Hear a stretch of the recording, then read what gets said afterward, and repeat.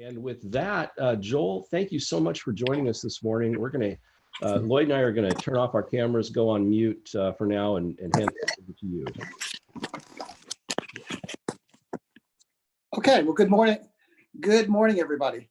And I'm going to jump in and assume that you can all hear me. If someone could just hit on the chat that you can hear me, that would be helpful. Otherwise, I'll spend a half an hour staring into my iPhone and assuming I'm being brilliant and just not understanding why you're not laughing at all my jokes.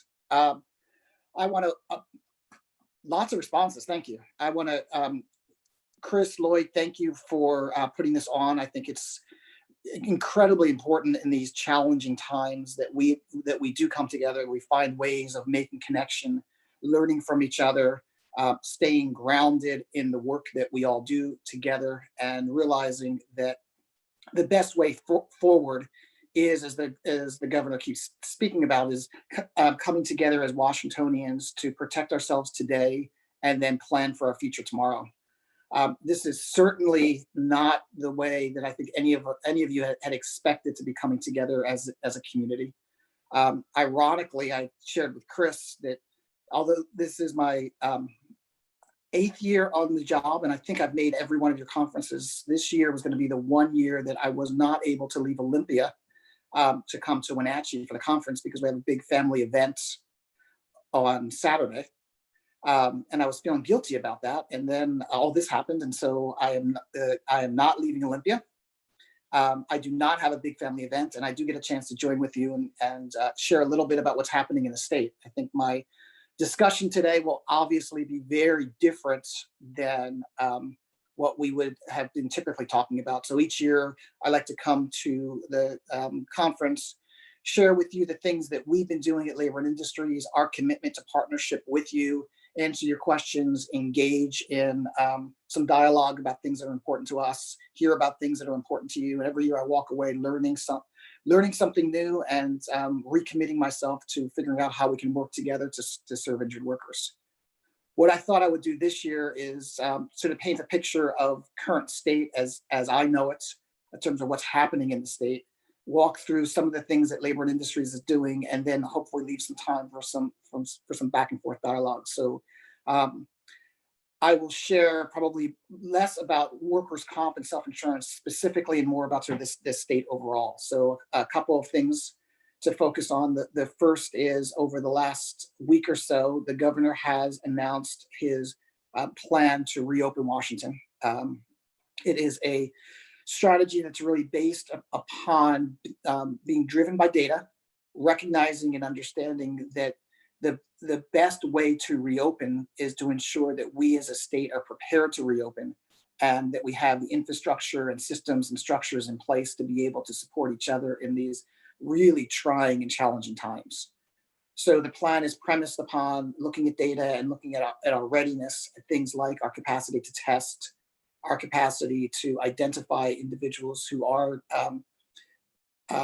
confirmed with COVID-19, to be able to quickly help them to isolate and then do contact tracing so that we can identify other folks who are potentially exposed, asking them to isolate, and making sure that we have enough PPE and other protective gear for our first responders who would have to serve folks who are sick. At the same time, we are working hard across industry barriers and boundaries to be in a spot where we can work with industries to help them reopen. So the governor's plan sort of identified a 4-phase process for reopening. And with each phase of the reopening, we would see more and more businesses beginning to reopen, starting with essential services in the first phase, and then a few things like opening up of some parks. And yesterday, they got an agreement for opening up car dealerships and some other businesses, working toward retail with curbside check-in. A fair amount of some construction that can be done safely. Opening it has been permitted to be open as long as there's a plan in place. And then each phase, we have more and more businesses opening. As you can imagine, that creates a number of really critically important responsibilities for Labor and Industries. And let me just touch on a couple of them. The first is really focusing on our role in prevention. And what we have done is to identify 5 key elements that we are expecting of any business that is either open today or is reopening, in order to provide a safe workplace for their workers. And many of you are familiar with these, but I want to just sort of quickly walk you through them. The first is social distancing. And the need there is to redesign jobs, redesign roles, responsibilities, job tasks, so that people are staying at least 6 feet apart. Recognizing there may be some job tasks where that simply is not possible, and when that cannot occur, the expectation is to put in some engineering controls. So, for instance, when you've gone to the supermarket, you've noticed that most supermarkets now have sneeze guards protecting folks who are checking us out from the customers. I went to a restaurant yesterday to do a pickup, and again, there was these screens between myself and the folks who are working in the restaurant to protect them. So that's piece number one: social distancing and engineering controls where you can't socially distance. An element of the engineering controls, in many ways, this is sort of the last resort, but an element of it is PPE, and looking at where do face masks and facial coverings make sense. And what we've done is put out some guidance and some expectations about, based upon how often you're potentially breaking the 6-foot bubble, what is the expectation and the minimal requirement from our perspective in terms of wearing PPE. Second expectation is hand washing. We know one way this disease is spread is through hands, and touching of something or shaking of somebody's hands and then touching your face. So lots of expectation to make sure that employees have access to hand washing, whether it's temperate running water and soap, or alcohol wipes to be able to keep your hands clean. The third is sanitation, and really what that means is establishing a housekeeping schedule, thinking about those things that can be touched by numerous people, and make sure that those things are being cleaned on a regular basis. The fourth piece of the expectation is to have a plan in place to prevent folks who are sick from coming into your workplace.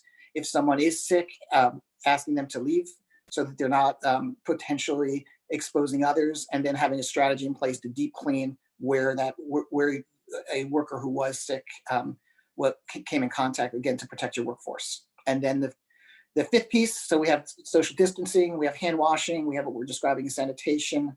We have the plan for potentially sick workers, and the last piece is education. What we know is the best way to fight the disease is with knowledge. And so what we're asking all employers to do is to provide training for your workforce, specifically around what are your unique plans for your company, for your particular job site.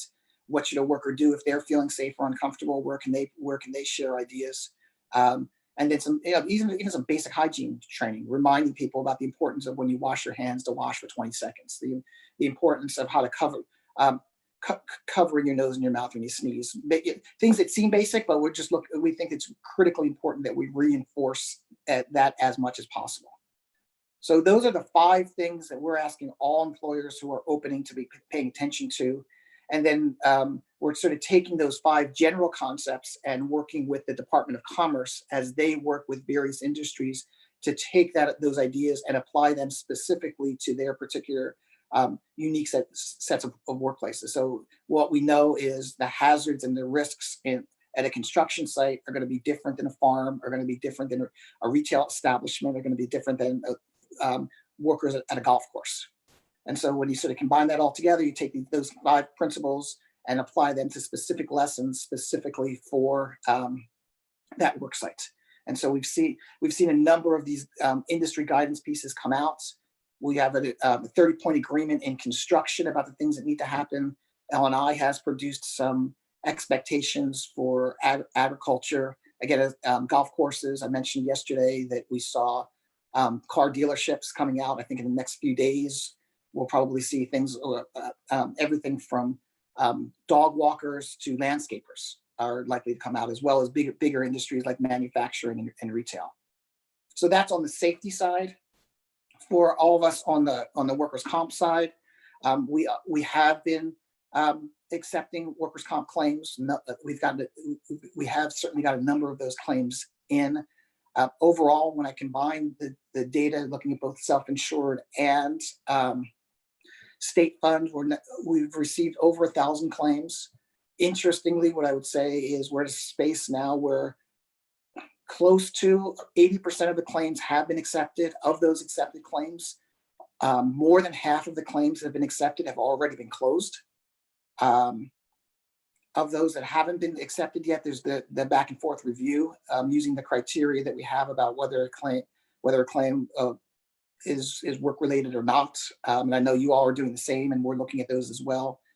Particularly, what I would say is for our first responders and folks in healthcare, because one of the key criteria you look at is, were you at a higher exposure as a result of your occupation? And we're sort of taking the assumption we're making that in most cases, absent evidence to the contrary, that our healthcare workers certainly are at a higher risk, and we're certainly seeing that they are being exposed through the nature of the job that they're doing and the risks that they're taking. Make a side note here. This on the state fund side, just for your own information, we did make a decision that we will not be charging the cost of the specific COVID-19 claims connected to someone potentially getting COVID-19 to their experience factor. So on the state fund side, they won't see their experience ratings go up in the next few years as a result of employees having an accepted claim with COVID. So far, the last thing I'd say on the COVID claims is so far, about 80% of the claims that have been accepted from the last time I saw the data were in healthcare, and about 5% were first responders, excuse me. Hey, Joel, this is Chris. How do you want to handle questions? Do you want me to break in, or do you want to save them up toward a Q&A? Let me tell you what, let me just do another 2 minutes, and Perfect. then let's open up for Q&A. Perfect. What I wanted to sort of do in closing was to thank you for the work that we've done together in 2019. I appreciate the progress I think we've made together. Things like looking at rules, things like clarifying communication to workers on our end, trying to provide more certainty to you about what's going to happen with the claim. The training that we've been doing for folks who are adjudicating claims, I think has been helpful and constructive. And as I look forward to 2020, 2021, I know that there are a couple of bills that passed that are going to require us to collaborate with us, yourselves, the association, worker advocates, as we figure out the best way to implement. Particularly the two that come to mind are one having to do with changes in the penalty structure. A subset of that was a requirement having to do with certification of and licensing of TPAs. And we're in the very early stages of trying to map out what that bill requires us to do, and how we can work collaboratively to make that happen, recognizing that we're clearly not where we would want to be in terms of our pacing for implementing the bills, but the reality is we've been focused for the last month on the crisis in front of us. And then the second bill that requires us to work collaboratively is a bill regarding independent medical exams, and we've been asked to put together a working group to make recommendations to the legislature. The self-insurance community will be on that working group, as well as folks from State Fund, folks who represent IME docs, as well as worker advocates. So that's what I see as sort of the work forward. And with that, let me pause and open it up for questions, comments, suggestions, ideas, concerns. Great. Joe. Thank you, Joel. And Jim Nylander has, I'm attempting to get him to unmute as a potential phone a friend for you for the Q&A period, Joel. A couple questions have popped in. First, more on the safety side. The question is, do you or does the department have any resources that the reopening businesses or municipalities can access to help get employees safely back to work? So is there sort of a departmental resource hub or or information out there? Yeah, there's a couple of things. One, we have been looking to post information on our website of best practices and things that we're finding. So I go to our website and see if that's helpful. Second, we do have a consultation program, which is made up of safety and health professionals whose full-time job it is to reach out and work with businesses to help them navigate safety and health rules and implement and identify best practices. So what I would say for individual businesses, if there are questions, I think one, doing sort of that self-research on our website is a great idea. And second, reaching out to our consultation program. A fair amount of the work we're doing now is a little more informal than maybe typical, which is, talking on the phone, answering questions, and where appropriate, actually scheduling a formal consultation. So those are the two paths I would suggest. Okay. Another question is from a self-insured employer is one piece this person wants to understand about filing a workers' comp claim for a COVID illness or exposure is that they've been filing as leave claims and employees have been receiving short-term disability pay. Should we have been filing them as workers' compensation claims? Okay, that's going to be one of the many where I have to phone a friend. So hopefully, I think Jim said he was unmuted. I think Jim is on. I think if it meets, Chris, Joel, thank you. If it meets the criteria for a workers' compensation claim, it should be filed with the processes in place for submitting an SIF2, for example. The employer can assist and present that as a workers' compensation claim. Another question, looping back actually to your remark just before that, and Q&A always a little bit back and forth. Question was whether there's an email for that for the DOSH consultation program you mentioned. Joel, do you know if there's an email address folks could access to inquire there? Let me, not off the top of my head, but let me check, Chris, and I'll try to get something to you today that you can share before the end of the conference. Okay, great, thank you. So back on the more on the claims side, question comes in: going forward, when more clinics are reopening, will you continue to accept healthcare workers COVID-related cases? If it is, make sure that, let me restate the question and then answer the question that I think I'm answering, which may or may not be the question that was asked. Our approach toward accepting claims and the criteria that we're using, I don't foresee that changing. And so if a claim that we would accept today, circumstances, more clinics are open, we would be applying the same criteria tomorrow, next week, next month, as it relates to COVID. So that, I'm not sure if I'm on point in answering the question, but that's hopefully helpful. Question: will a self-insured employer's experience rating increase with the acceptance of COVID-19 claims? Okay, so on the state fund side, we will not be increasing experience factors based upon COVID-19 claims. Now, as I understand our relationship with you as it relates to self-insurance, there's not an experience factor per se, but there is an assessment that's paid. And so what we are, and the claims that come in the door do affect the size of the assessment. So we will not be applying COVID-19 claims to the assessments. So to the extent that that's the question, just like state fund, it's going to be socialized across, those costs will be socialized across the system. Next, really appreciate this, both Joel, both you and Jim. Next question is, why would and it's a little trickier, maybe Jim will jump in. Why would a COVID claim be allowed without a diagnosis?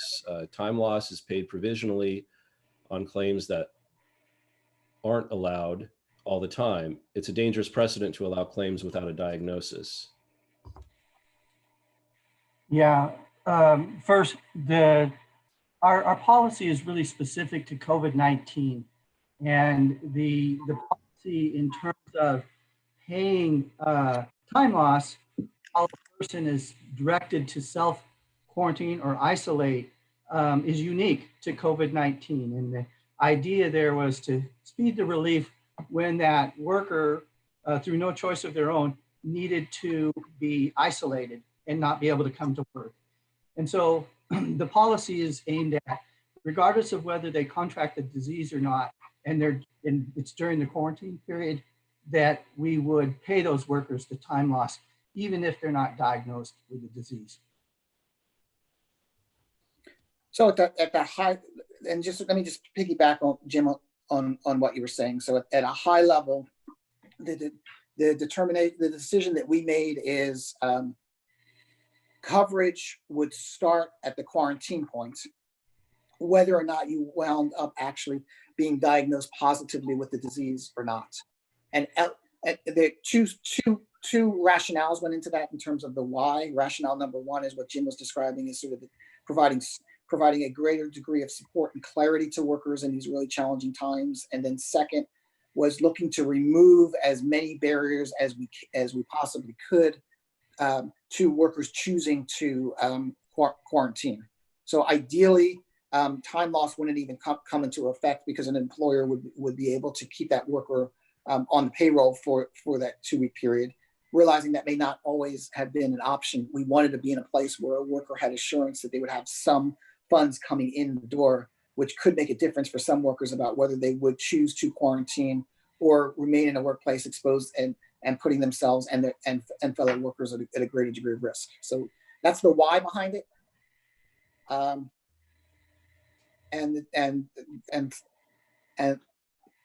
happy to answer or talk other questions on that or something else. So so a little bit of a follow up on that, and maybe drilling down on that area a little bit. Question or point is, the policy to pay workers time loss even if they were not diagnosed is fine. The question is, why would the claim have to be quote unquote allowed? Paying benefits and allowance are two different things. Why not require payment but just deny claims without a diagnosis? Maybe a related question, if you can hold that too, is another one the point that came in is saying the orders we are seeing are very specific in allowance of a known exposure. The period of time loss or kept on salary is clearly outlined, and the closure date is the date of release from quarantine. There's very little opportunity for dangerous misinterpretation. So maybe a counterpoint from the audience on that too. So maybe Joel, Jim, you have a thought on that. Jim, why don't you go first, Jim, sort of on the technical side, and then I can sort of talk in sort of more broad terms.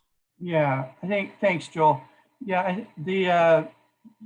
we looked at different ways to process the claims for COVID-19 when we were the idea of allowing the claim when there wasn't a disease contract just for the time loss compensation. And we felt to be consistent in state fund and in self-insurance that was an appropriate way to handle it, rather than providing provisional time loss compensation and subsequently rejecting the claim. We believe that we've put in places to distinguish in terms of the difference between allowing a quarantine claim only versus a claim where the worker actually was diagnosed with the disease, make it clear in terms of how that will or could be handled in terms and how it would be viewed, for example, for reopening requests down the road in a claim. So there's barriers built around it to protect the workers' compensation principles going forward and downstream. So that's one thing that I think helps. And the other thing too, back to those employers who choose to pay their workers during the quarantine period, if an employer does that when the worker's not actually working, another area where they won't be charged an assessment or they don't have to report is any worker hours related to just that paid time, but not where the workers actually were working. Okay. Kind of a rash of questions came in right there at the end, but we're up against the 9 o'clock window. What I want to commit, and I know I can impose on Joel and Jim's good nature for this, but I'd like to save these questions and transmit them over to the department for maybe a brief follow-up. So for those of you who have typed in a question and we've run out of time against the 9 o'clock window here, we will get you answers to these. and because they may be of interest to the entire group, I'll figure out a way to transmit to attendees questions and answers that we just haven't been able to get to here. And I don't, Joel, Jim, I don't mean today. I'll send these over to you if that's okay. Sure. And so we are up against about the 9 o'clock window. Before we thank you for joining us this morning, any last words? I want to, I guess, a couple of quick last words. One is thank you again for the partnership. I think the work that we do together with the association is critical. I think we share a common set of beliefs and values about helping injured workers heal when they are hurt on the job and return to work. I think we have a lot that we continue to learn from each other. And so the partnership, whether it was in normal times or in these challenging times, it's still something that's of importance to the department. The second thing I would ask, and this is sort of a general ask, every time I have the opportunity to interact with folks representing businesses, is as we move forward and we think about what our new normal will look like, and we think about how best can we change our work patterns, our work practices to protect workers, it's really important that we're sharing best practices with each other. And I think a number of you in the association have always been safety leaders, safety thought leaders, innovators.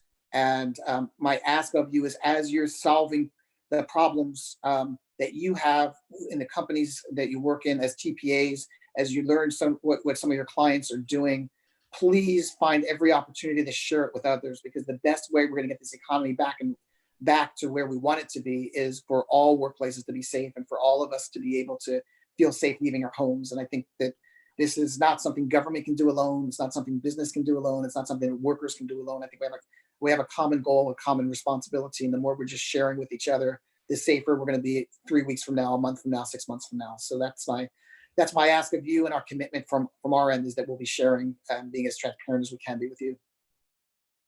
Great. Joel, thank you so much for being here with us this morning. Jim, thanks. I know you're still out there in the attendee universe. Thank you for jumping in there. We'll be in touch. Right. Really Okay. time this morning. Take care. All right. Take care. Thank you. Okay, I have to do a little bit of